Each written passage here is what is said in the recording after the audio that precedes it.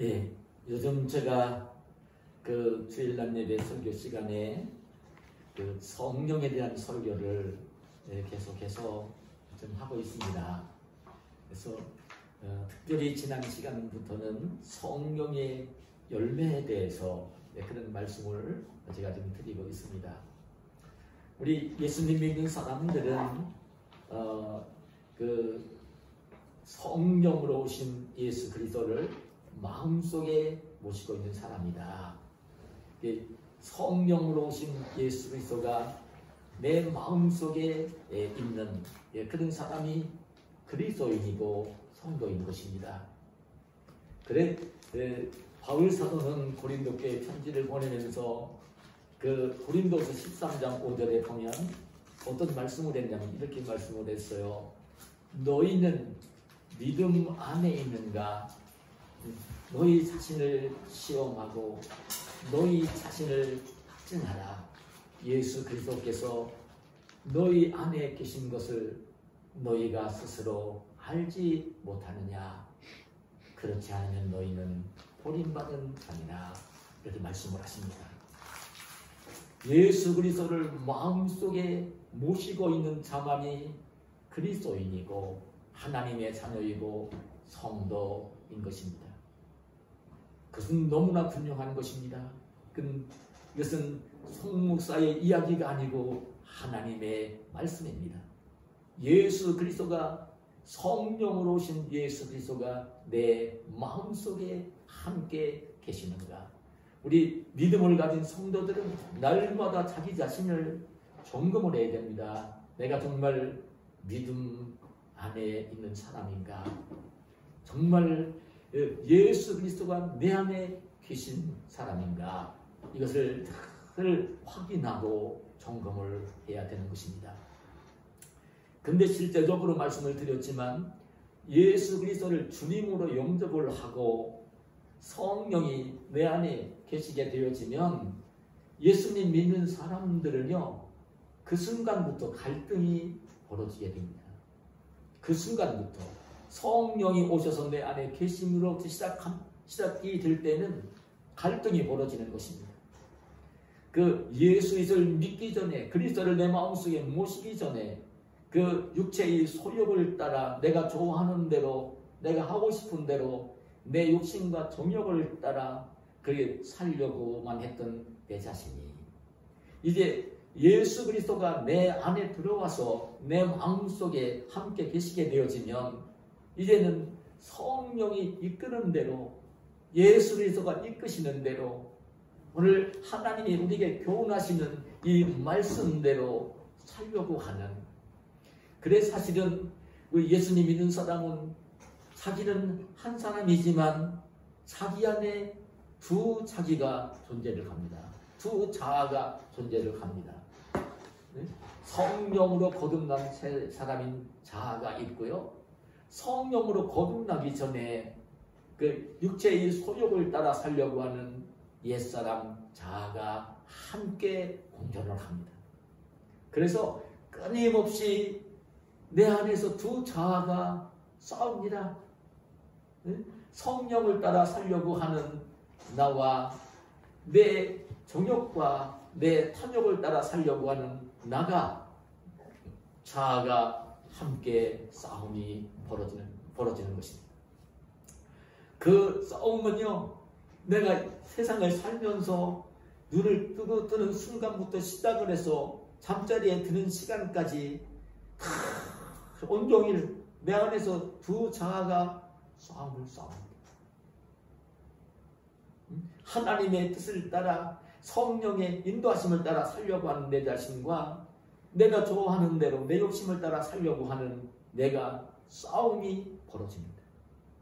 근데 사람은 그 두 자아 중에서 이기는 쪽으로 거듭난 새 사람, 성령의 사람이 이기면, 새 사람이 이기면 성령을 따라 행동하고 결단하고 말하고 그 마음이 되어지는 그런 쪽으로 행동을 하며 살게 되어 있고요. 그 옛사람이 이기게 되어지면 내 육체의 정욕과 내 탐심을 따라 내가 좋아하는 대로 살려고 하는 그 모습으로 살게 되어지는, 그게 사실은 예수님을 믿는 믿음을 가지고 살면서도, 그래서 성령이 충만하지 아니하면 늘 육체의 지배를 받으면서 육체의 소욕을 따라 살 수밖에 없는 사람이 되어지는 거예요. 예수님 안 믿는 사람만 그런 게 아니에요. 예수를 믿는 사람들 가운데서도 똑같이 예수님을 믿는다고 하는 것 같지만 그 말하고 행동하는 것은요, 성령을 따라 살고 있느냐 아니면 육체의 소욕을 따라 살고 있느냐가 그 말을 통해서, 행동을 통해서, 생활을 통해서 드러나게 되어지는 것입니다. 그래서 성경 말씀은 술 취하지 말라, 오직 성령으로 충만함을 받으라는 말씀을 하시는 것이고요. 성령을 따라 행하라. 그러려면 육체의 소욕을, 육체의 욕심을 이루지 아니하리라, 이렇게 말씀을 하시는 것입니다. 그래서 제가 지난 시간부터 성령이 충만해서 성령에 이끌리며 살게 되어지면 자연스럽게 성령의 열매를 맺게 된다는 말씀을 드리고 있습니다. 성령의 열매를 맺게 되어 있어요.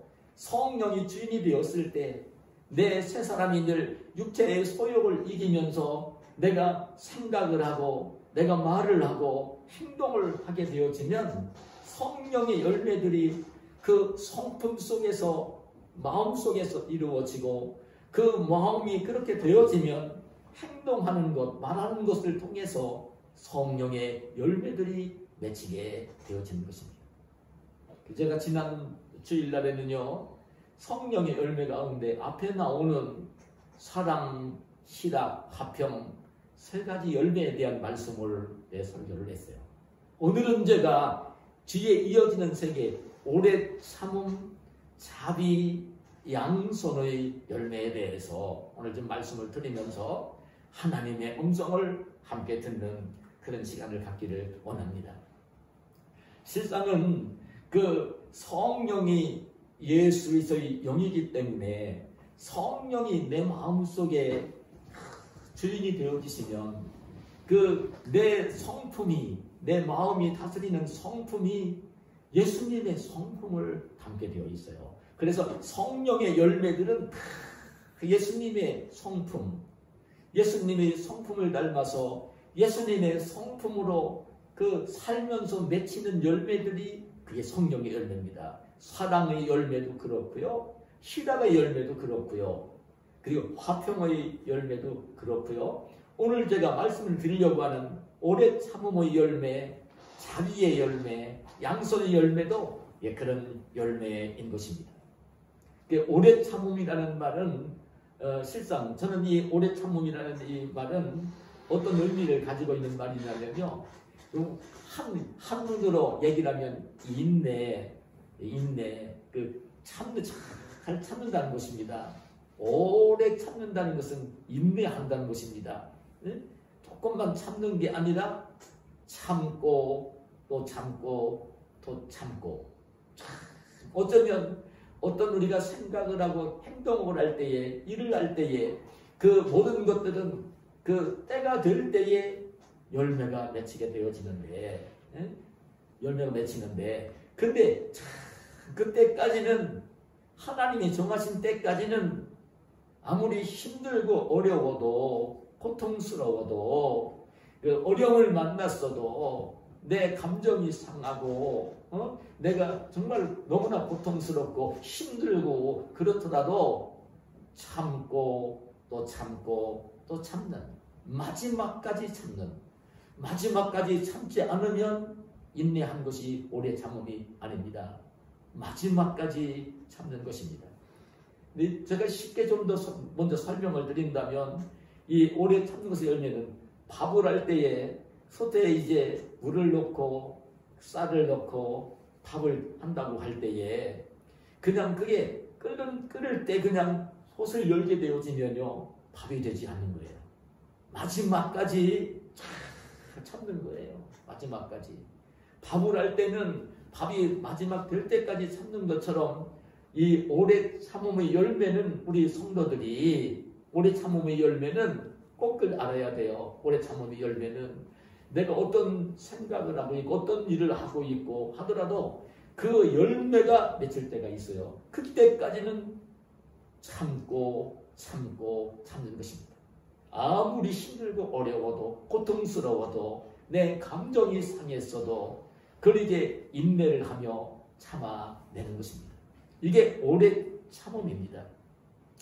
그 예수님의 성품이 오래 참음의 성품이기 때문에 예수님이 참이 오래 참음의 모습을 보여주셨는데 그 예수님의 삶 자체가 다 오래 참음이세요. 그런데 그 중에서도 오래 참음 인내의 절정이라고 할 수 있는 것은 뭐냐면 예수님의 십자가 죽음의 사건입니다. 이 사건을 여러분 그 히브리서 12장 2절에 보면 이렇게 말씀을 합니다. 믿음의 주요 또 온전하게 하시는 이 예수를 바라보자. 그는 그 앞에 있는 기쁨을 위하여 십자가를 참으사 부끄러움을 개의치 아니하시더니 하나님 보좌 우편에 앉으셨느니라. 우리 예수님이 인내하셨다는 거예요. 오래 참으셨다는 것입니다. 어느 것까지 어떤 걸 참았느냐면 그 앞에 있는 기쁨을 위하여 십자가를 참으사 부끄러움을 개의치 아니하셨다. 십자가까지 참으셨다. 십자가에 달려 부끄러움을 당하시며 고통을 당하시며 죽으시는 것까지도 참으셨다. 이 하나님 말씀이지만 짧게 기록을 해주고 있지만 의미 있는 것입니다. 십자가에 달려 죽는 것은요, 십자가는요, 침뱉음을 당하고 뺨을 얻어맞고 보는 사람들이 다 욕을 하고 저주를 하고 그리고 옷도 벗겨서 그냥 하반신만 작은 헝겊으로 가렸을 것이고요. 옷도 벗기는 모습이고요. 그 양손과 양발에 그 못을 박히면서 피를 흘리면서 고통을 당하며 죽어가는 이게 여러분 십자가입니다.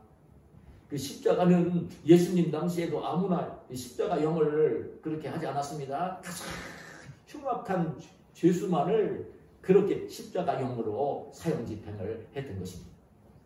정말 사람이 살면서 가장 부끄러운, 치욕스러운, 고통스러운 부끄러움을 당하는 죽음. 그것도 가장 고통스러운 육체적으로 견딜 수 없는 고통을 당하는 죽음. 그게 바로 예수님의 십자가였던 것입니다. 그런데 예수님은 그 앞에 있는 기쁨을 위하여 십자가를 참으신 거예요. 참 인내하셨다는 것입니다. 십자가에 달려 죽는 것까지도 참으셨다는 것입니다. 앞에 있는 기쁨은 뭐냐면 우리가 좀 알아야 되는 내용이 그렇습니다. 뒤에 이어진 말씀을 보면 하나님 보좌 우편에 앉으셨다고 했는데 하나님 보좌 우편에 앉으시는 것뿐만 아니라 참 예수님은 기쁨을 바라보며 이 오래 참음을 오래 참게 되어지면요, 오래 참음 속엔 오래 참음으로 끝나는 게 아니라 기쁨과 그 복과 행복이 함께 동반이 되어져요. 오래 참음의 열매를 맺으면요, 그냥 오래 참는 것으로 끝나는 게 아니라 오래 참음을 오래 참게 되어져서 열매를 맺히면 오래 참은 것의 보상이 되어지는 기쁨과 행복이 함께 열매로 맺힙니다. 예수님은 십자가의 고통을 당하게 되어질 때에 알았어요. 예수님이 십자가에 달려 죽으셔야만 택한 백성들, 주의 백성들이 그 죄를 용서받을 수 있고 예수님을 믿으면서 구원을 받을 수 있고 이런 내용을 예수님 아셨기 때문에 예수님 십자가에 달려 그 피를 흘리며 고통을 당하며 모욕을 당하며 죽어가시면서 예수님이 그렇게 하시는 일로 인해서 예수님을 믿으면서 하나님을 동의하면서 구원받을 백성들이 수없이 생겨날 것을 바라보시고 그 앞에 있는 것이지요. 그리고 죽음으로 끝나는 것이 아니라 3일 만에 부활하실 기쁨이 있는 것을 미리 내다보시고 그리고 그 뒤에는 하나님 보좌 우편에 앉게 될 것을 미리 내다보시면서 그 기쁨을 바라보면서 십자가의 그 수고와 고통을 마지막까지 피하지 않고 당하셨던 모습을 보였습니다. 잘 참으셨던 것입니다. 네, 사실은 예수님은 죄가 없는 분이 아니었습니까? 전혀 죄를 알지도 못한 분이셨지만 오히려 하나님의 성부 하나님의 뜻을 따라 정말 택한 주의 백성들의 죄값을 대신 속량하고 구원하기 위해서 이 십자가의 수모와 고통을 당하셨던 것입니다. 그 고통을까지도 예수님은 잘 참고 인내를 했던 것입니다. 그래 이 오래 참음의 열매는요 반드시 기쁨을 수반하게 동반하게 되어 있고요. 정말 보상이 되어지는 복이 이 오래 참음의 열매 뒤에는 오는 것입니다. 근데 오래 참지를 못하면요 참 실패하는 것입니다. 인생은 실패하는 것입니다. 저는 이스라엘 나라의 첫 번째 왕으로 세움받은 사울 왕은요 그래도 하나님의 선택과 사무엘 선지자의 기름 부음을 받으면서 이스라엘 왕국의 첫 번째 왕이 되었던 인물입니다. 하나님께서는 이 사무엘을 이 사울 왕을 그렇게 나중에 불행한 결과를 맞이하도록 그렇게 배려하신 분은 아니었습니다. 근데 이 사무엘이 이 사울 왕이 어떤 실수를 하게 되어지냐면 왕이 되었을 때에 그때에 늘 사사시대부터 이스라엘 백성들을 괴롭혀왔던 블레셋 사람들이 하는 군대를 이끌고 침략을 해왔던 것입니다. 그래서 이 사울왕은 이제 군대를 소집해서 군인들을 이끌고 침략해온 블레셋 나라와 전쟁을 하러 전쟁터에 출전을 하게 되었습니다. 근데 그 민마수 전투였고 사울왕은 군인들을 이끌고 길갈에 갔을 때인데요.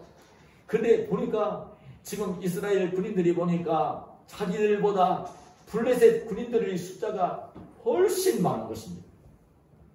너무나 이스라엘 백성들이 두려움에 떨면서 지금 이제 정말 너무나 두려워서 그냥 사울을 떠나가는 군인들이 병사들이 생겨난 거예요. 그래서 이 사울왕도 하나님을 섬기는 사람이었기 때문에 하나님께 예배를 드리고 정말 하나님의 도우심 속에 물리쳤으면 좋겠다. 사무엘 선지자 그렇게 했었으니까요. 그래서 이제 사무엘 선지자에게 빨리 좀 와달라고 도움을 청했어요. 그런데 이제 정한 날에 사무엘 선지자가 오지를 않고요. 조금 늦춰질 때에 사울왕은 제사장인 사무엘 선지자가 진멸을 해야 될 번제를 대신 드린 거예요. 인간적인 마음으로 백성들이 마음을 붙잡아 보려고요. 군인들이 마음을 붙잡아 보려고요. 인간적으로 그 사무엘 선지자가 진멸해야 될 이 번제를 대신 진멸을 했던 것입니다. 어떻게 되었는지 아십니까? 끝나자마자 사무엘 선지자가 왔습니다. 그때 온 사무엘 선지자는 사울왕을 향해 사무엘상 13장 13절 이하에 보면 이렇게 말합니다. 왕이 망령되이 행하였도다. 왕이 왕의 하나님 여호와께서 왕에게 내신 명령을 지키지 아니하였도다. 그리하였더라면 여호와 하나님의 명령을 지켰더라면 여호와께서 이스라엘 위에 왕의 나라를 영원히 세우셨을 것이거늘 지금은 왕의 나라가 길지 못할 것이다.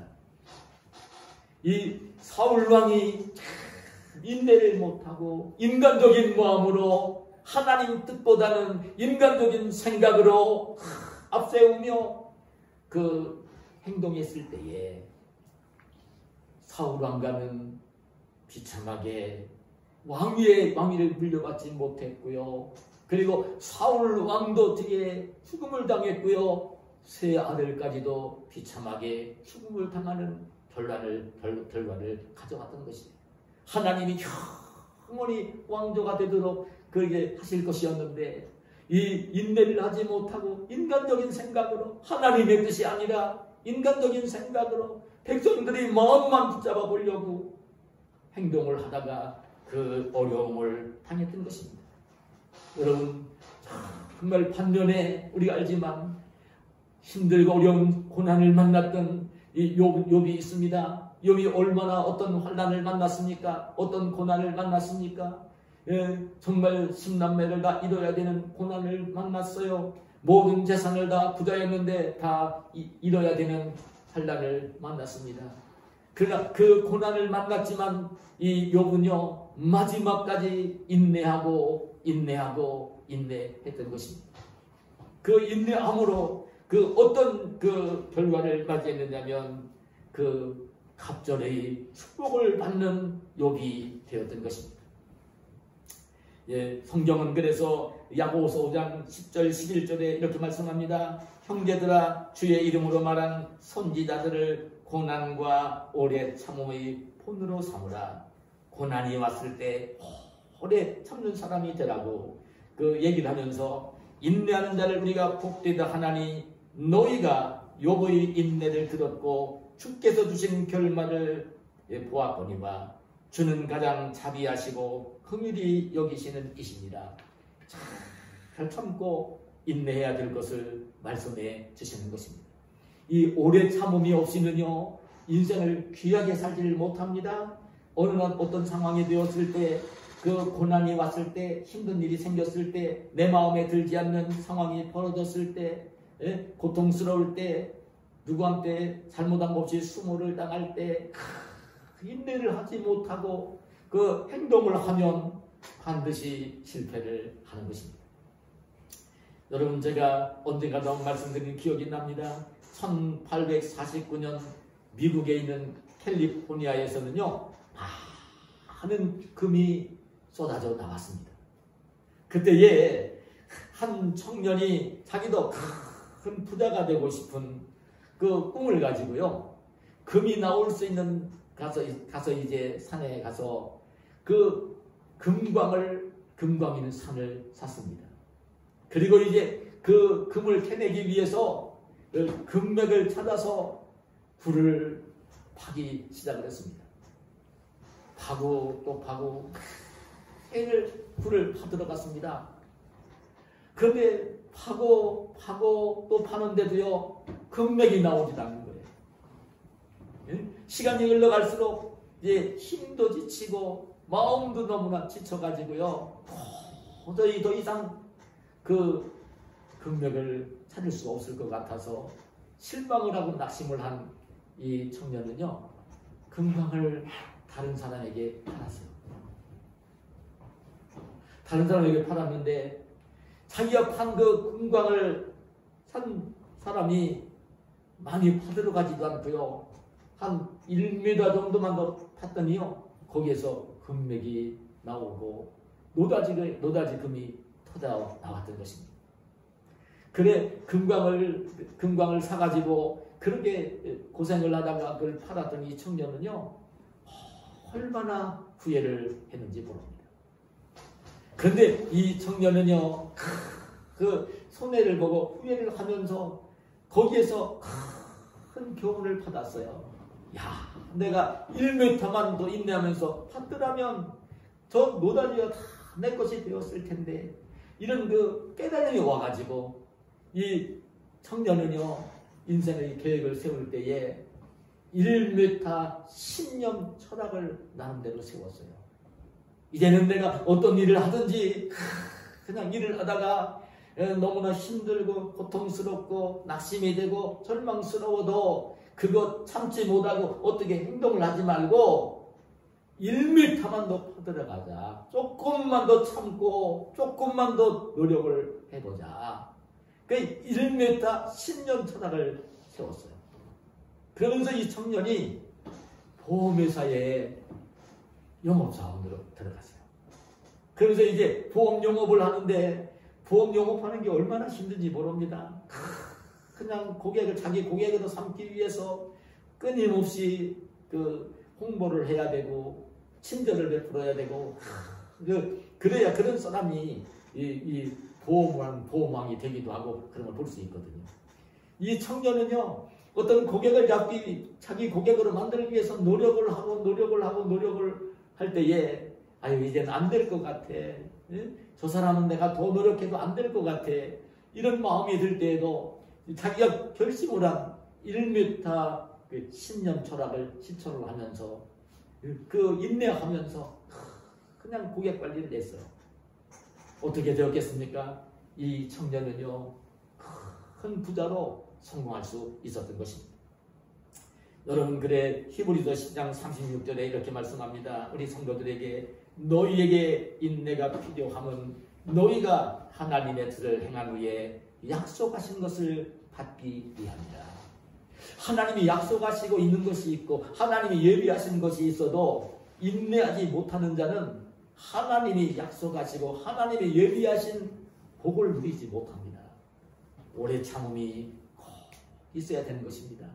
오늘 저와 여러분은 예수 그리스도가 십자가에 달려 수모를 당하시며 고통을 당하시며 죽으시는 것까지 오래 참으신 예수님의 그 십자가를 바라보면서 오늘 내가 힘들고 어려운 일을 만나고 고통스러운 일을 만나도 낙심하지 말고 마지막까지 인내할 줄 아는, 하나님이 정하신 때까지 인내할 줄 아는 인내의 사람으로 이 땅을 사시는 저와 여러분이 되시기를 축복합니다.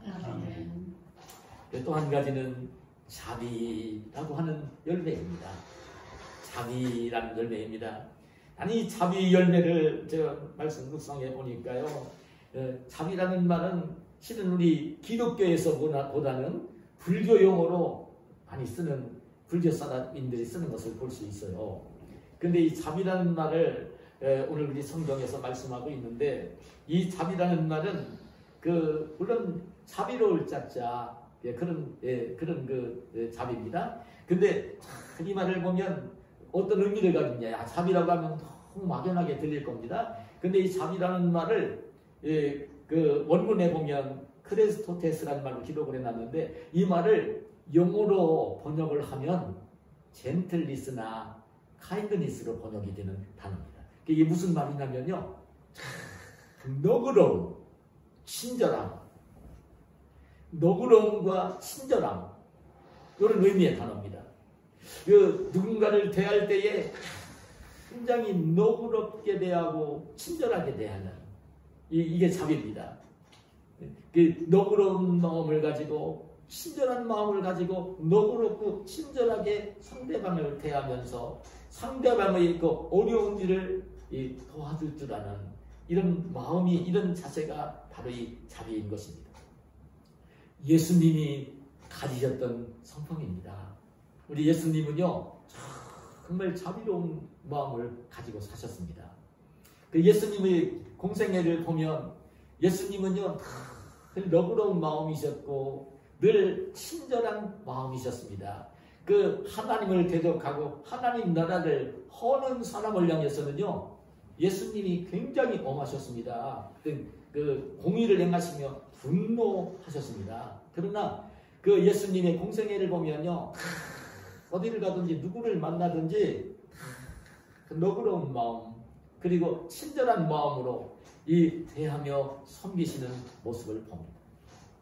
정말 예수님이 하나님의 아들이었기 때문에 그런 능력을 가지고 계셨으니까 가능했지만, 그 중풍병자를 들린 그 주인 백부장이 찾아와서 도움을 청할 때에 정말 오늘 말씀 성경에 보면 예수님이 앞을 보지 못하는 맹인이 예수님을 향하여 보고 싶다는 도움을 청할 때에, 그리고 12해를 앓는 혈루증을 앓고 있던 여인이 찾아와서 예수님의 옷가를 만지면서 도움을 청할 때에, 나병 환자들이 예수님께 도움을 청할 때에, 그때 예수님은 그들을 너그럽게 대하시고 친절하게 대하시며 고쳐주시는 모습을 볼 수가 있습니다.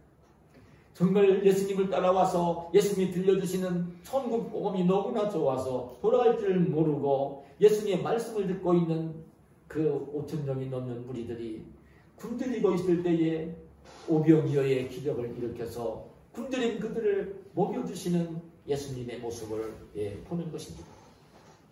그 예수님은요, 교만한 사람들과 어울리기를 싫어하셨지만 그 당시 사람들이 다 손가락질하고 싫어하는 세리와 죄인들과 함께 식사의 교제를 나누면서 그들을 너그럽게 친절하게 대하시는 모습을 볼 수가 있습니다.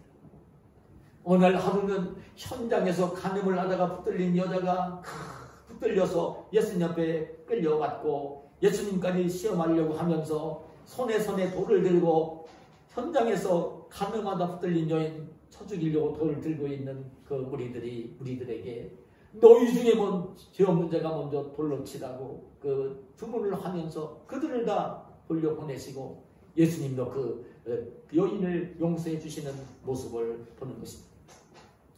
예수님은 참 자비롭게 사셨던 분입니다. 그러면서 예수님을 믿고 따르는 우리들에게 주님은요, 그 예루살렘에서 여리고로 내려가다가 강도 만나 피를 흘리며 죽어가는 그 사람의 비유를 드시면서 그때에 강도를 만나 피 흘리며 죽어가는 그 사람을 그 제사장 레위인이 지나가다가 보고서도 그냥 자기들에게 아무런 이익이 안 될 것 같으니까 손해가 될 것 같으니까 피해서 지나간 제사장 레위인이 있었고, 그러나 이제 사람들이 다 그 유대인이 아니고 사마리아인이, 사람들이 다 개처럼 취급하는 그런 사마리아인이 참 그 강도 만난 그 사람을 돌보아주는 그 이야기를 들려주시면서 여기서 이 사람들 중에 누가 정말 이웃이냐고 할 때에 그 자비를 베푼 자가 이웃이라는 말을 할 때에 그때 예수님은 누가복음 10장 37절에서 이렇게 말씀합니다. 내 생각에는 이 세 사람 중에 누가 강도 만난 자의 이웃이 되겠느냐 물으시면서 자비를 베푼 자니이다 대답할 때에 예수께서 이르시되 가서 너도 이와 같이 하라. 가서 너도 이와 같이 하라. 이 강도 만난 사람을 참 돕는 일을 좀 하라고, 어려운 일을 만난 사람을 참 자비롭게 돕는 사람이 되라고, 너도 가서 정말 자비를 베푸는 사람이 되라고 이렇게 말씀을 하시는 것을 보는 것입니다. 정말 성령을 참 많이 받으면요, 사람이 굉장히 너그러운 마음을 품게 되어 있고요. 그리고 정말 친절한 마음을 품게 되어 있어요. 그래서 이 너그러움과 친절함으로 그 생활을 하면서 정말 자비라는 열매를 맺게 될 수밖에 없는 것입니다. 오늘 우리 믿음의 성도들은 이 땅을 살면서 정말 나보다 어려운 이웃들을 만날 때에는 정말 모른 척 하지 말고 내가 몸으로 도울 수 있는 게 있으면 도와야 되고, 말로 위로하며 도울 수 있는 것이 있으면 말로 위로하고 도와야 되고, 정말 물질적으로 능력이 있으면 필요로 하는 사람을 도우면서 살아야 되는 것을 이렇게 말씀해 주시는 것입니다. 근데 우리 하나님은요, 꼭 하셔야 됩니다. 제가 정말 이 구제 예물, 봉사 예물을 봉헌하는 분들을 위해 축복하며 기도할 때에 그런 늘 인용하는 누가복음 6장 말씀에 보면 38절에 보면 이런 말씀을 해요. 주라 그리하면 너희에게 줄 것이니 곧 후이되어 누르고 흔들어 넘치도록 하여 너희에게 안겨주리라. 참 이 어려움을 만난 사람을 돕는 사람을 하나님은요 그냥 받기만 하지 않으시고 갚아주시는 분입니다. 풍성하게 갚아주시는 분입니다. 제가 이 말씀을 묵상을 하고 준비하다가 그랬어요. 지금 2차 세계대전이 일어나기 직전인 독일 나치, 일본이 동남아를 지배하려고 전쟁을 일으켜서 계속 전쟁을 하고 있었고, 그리고 독일이 이제 그 전쟁을 일으켜서 폴란드를 공격하고 그 유럽 전체를 삼키려고 전쟁을 일으키고, 그러면서 이게 세계대전이 벌어지지 않았습니까? 제2차 세계대전이 일어나기 직전입니다. 독일에서 공군 장교로 이 비행기를 몰고 전쟁을 하는 공군 장교로 근무하는 한 장교가 있었습니다. 어느 날 하루는 자기가 이제 비행기를 몰고 이제 비행 훈련을 해야 되니까요. 그냥 전쟁을 할 때만 끌고 가서 전쟁을 하는 게 아니잖아요. 이 조종사들은 참 수시로 비행기 이제 비행 훈련, 사격 훈련을 해야 되니까요. 어느 날 이 비행 훈련을 하기 위해서 비행기를 막 자기 비행기를 올라타려고 하는데요. 어떤 한 청년이 그냥 겁에 질려서 달려와 가지고요. 이 공군 장교에게 부탁을 했어요. 나는 지금 유대인인데 지금 나치들에게 쫓기고 있는 몸이라고 나를 좀 살려달라고 나를 좀 도와달라고. 그 부탁을 받으면서 이 공군 장교는요. 자기 비행기에 자기 도움을 청하는 그 사람을 태우고요. 비행훈련을 하면서 그땐 친절한 나라였으니까 옆에 있는 폴란드로 가서 그 청년을 내려주었어요. 그리고 돌아왔죠. 그러고 나면 몇 년이 지나서 세계대 2차 대전이 벌어진 것입니다. 근데 이 공군 장교는 신실한 크리스천이었어요. 그래 자기 조국이 독일인데도 너무나 못마땅한 거예요. 나치스트들이 세계전쟁을 일으키고 그 하는 악행들이 너무나 싫었던 거예요. 그래서 이 공군 장교는 영국으로 망명을 했어요. 자기 나라가 싫어서. 망명을 한 이 공군 장교는요. 영국군에 편입이 되어서 영국군 편입이 돼서 연합군으로 편성이 되어서 이제 전쟁을 하게 되었어요. 근데 출정을 했던 이 공군 장교가 머리에 큰 부상을 입었어요. 죽진 않고 겨우 돌아와서 사경을 헤매면서 이 머리 수술을 받게 되었는데 의식을 잃었고, 근데 수술을 받고 난 뒤에 의식이 회복이 되었고 건강을 회복하게 되었는데 의식을 회복하고요 눈을 떠서 자기를 치료한 의사를 바라보았어요. 자기를 치료한 의사를 바라본 이 공군 장교는요 얼마나 놀랐는지 몰라요. 자기를 치료한 그 의사는 몇 해 전에 자기를 좀 살려달라고 도와달라고 와서 자기가 폴란드로 그 피신을 시켜줬던 그 유대인 청년이었던 거.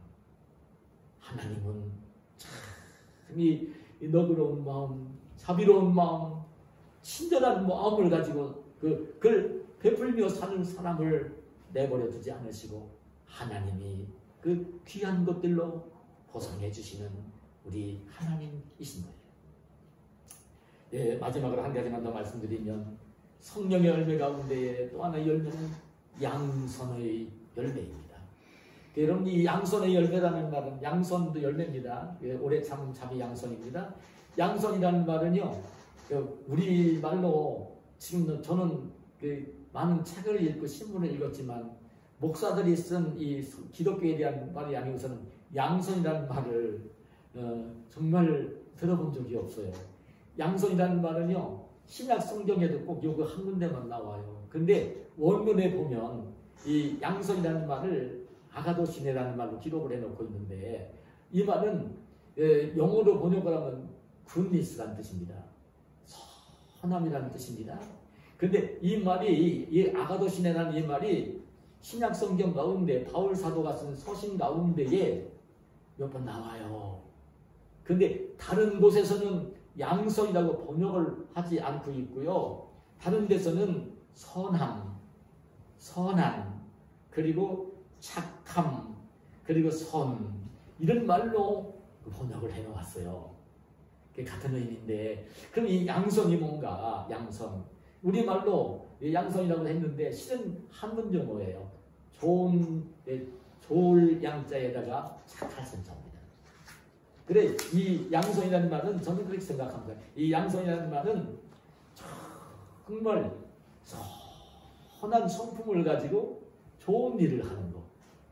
선한 성품을 가지고 좋은 일을 하는 거. 그게 조금 지금 이 자비라는 말과 좀 비슷한 의미가 있는데 자비는 좀 소극적이에요. 나를 찾아오는 사람에게 자비를 베풀고 내가 생활하다 만나는 사람에게 그 선행을 베푸는 것이라면 이 양선이라고 하는 것은 나를 찾아올 수 없는 사람에게 내가 찾아가서 더 적극적으로 선을 베풀면서 좋은 일을 하는 것.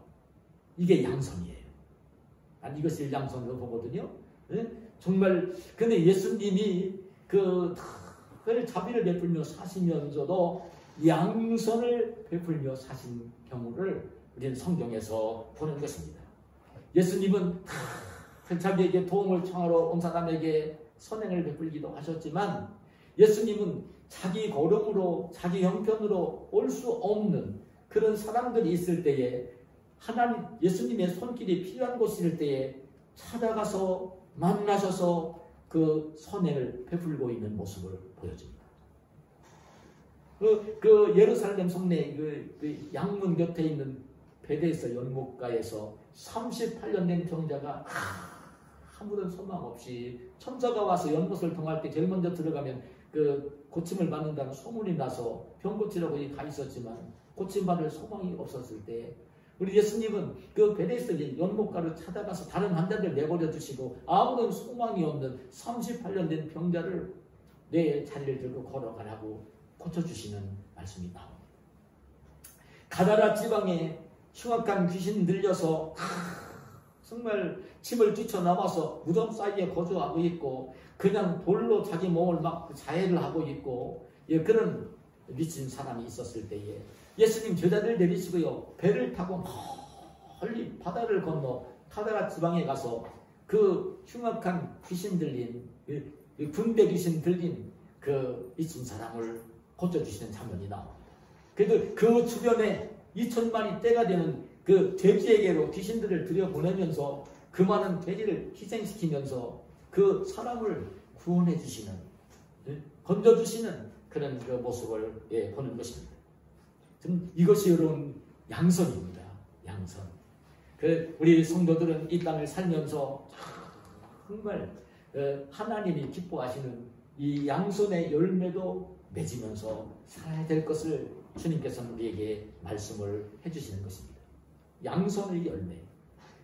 예수님이 마지막 날 재림을 하셔서 그 하늘나라 하나님 나라를 상속받을 사람들을 그 양으로 오른편에 두시고 이제 하나님 나라 들어가지 못하고 영벌에 들어갈 사람들을 염소를 왼편에 두시고 제가 늘 말씀드리지만 양과 염소는요 이 교회 다니는 사람들의 모습으로 여깁니다.